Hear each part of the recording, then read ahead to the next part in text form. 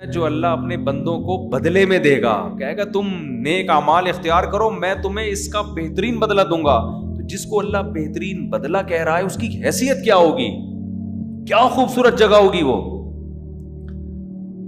تو بار بار جنت کا تصور کیا کریں، بار بار جہنم کی آگ کا تصور کیا کریں، بار بار دنیا کو مسافر خانہ سمجھنا، اس کی باتیں کرنا، اس کا عادی بنائیں اپنے آپ کو، تاکہ اس مردار سے جو ہے نا، جو مردہ جانور نہیں جیسے پڑا ہوا ہوتا کچرے میں بدبو آ رہی ہوتی ہے، اللہ نے نبی نے اس دنیا کو ایسے ہی تعبیر کیا ہے. ہمارے نبی صلی اللہ علیہ وسلم کچرے کے ڈھیر کے قریب سے جب گزرے تو ایک مردہ بکری کا مردہ بچہ پڑا ہوا تھا، مردہ بچہ، اس میں سے بدبو آ رہی تھی. آپ نے فرمایا تم میں سے کون ہے جو اس کو اتنے پیسوں میں خریدے گا؟ صحابہ نے کہا یا رسول اللہ ہم تو، آپ سمجھا، یعنی آپ یہ بھی تو کہہ سکتے تھے نا کہ اللہ کی نظر میں دنیا کی ویلیو اس بکری کے بچے کی طرح بھی نہیں ہے، پہلے ہی بتا سکتے تھے نا.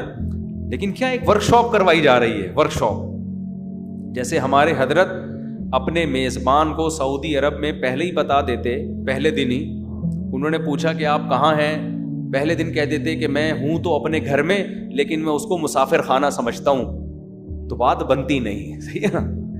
ایک مہینے تک ان کو یہی کہتے رہے، یہ ورک شاپ کروا رہے تھے ان کو، ان کے دماغ میں یہ سافٹ ویئر انسٹال کر رہے تھے.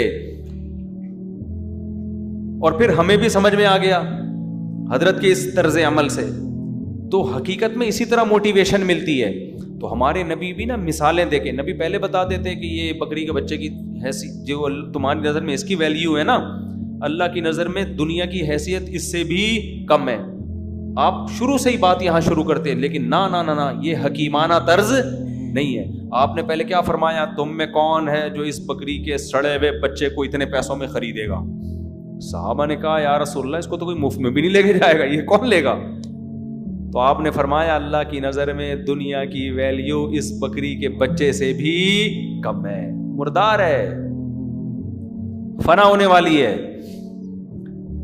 تو یہ چیز بار بار میرے بھائی بولو سوچا کریں، تاکہ محبت ختم ہو. اس سے آپ کی ڈپریشن ختم ہو جائے گی، ٹینشن ختم ہو جائے گی، لائف کو انجوائے کرنے لگو گے. یہ جس کے دل سے دنیا کی محبت نکلتی ہے، سب سے پہلا انعام اللہ کی طرف سے اسے پتہ ہے کیا ملتا ہے؟ سکون، خوشیاں، راحتیں. اور جس کے دل میں دنیا کی محبت ہو وہ کروڑہا موٹیویشنل اسپیکر کو سنتا رہے، وہ بھی پھینکتے رہیں گے اور یہ لپیٹتا رہے گا بیٹھ کے. صحیح ہے نا؟ وہ بھی پھینکتے رہیں گے اور یہ کیا کرتا رہے گا؟ لپیٹتا رہے گا بیٹھ کے. تو لپیٹتے رہو بیٹھ کے. تو دنیا کی محبت نکالنا ضروری ہے. تو یہ جو قرآن کے آیتیں ہیں کہ یا لیتنی لم اوت کتابی، آخرت میں کہے گا کہ کاش مجھے میرا اعمال نامہ نہ ملتا، ولم ادری ما حسابیہ، مجھے پتہ ہی نہ چلتا کہ میرا حساب و کتاب ہے کیا. تو بھائی اس دن کے آنے سے پہلے پہلے انسان اس دن کو یاد کر کے اس کی تیاری شروع کر دے، کیونکہ اللہ کہتا ہے وہ دن آئے گا. جو آخرت کے منکر ہیں وہ کہتے ہیں مر کے مٹی ہو کے ختم.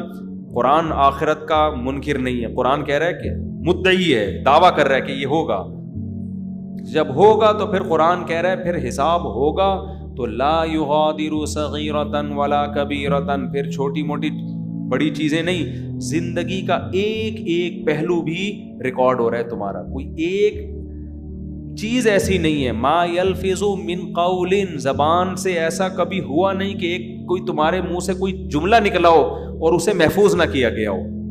اتنا زبردست انتظام ہو رہا ہے ہمارے ایک ایک عمل اور ہماری ایک ایک بات کو محفوظ کرنے کا.